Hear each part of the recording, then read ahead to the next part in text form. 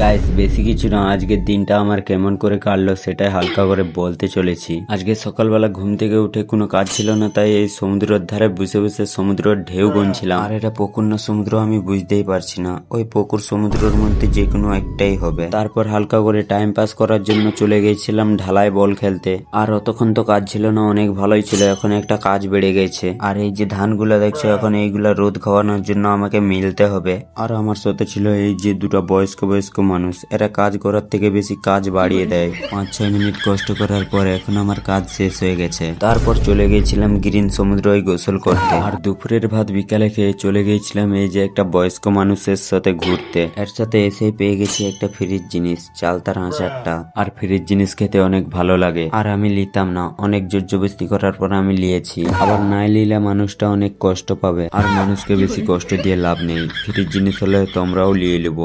আর তোমরাও যদি ফ্রিতে ঝাঁটা জুতা নিয়ে আসো, না বলবো না, আমি নিয়ে নেবো।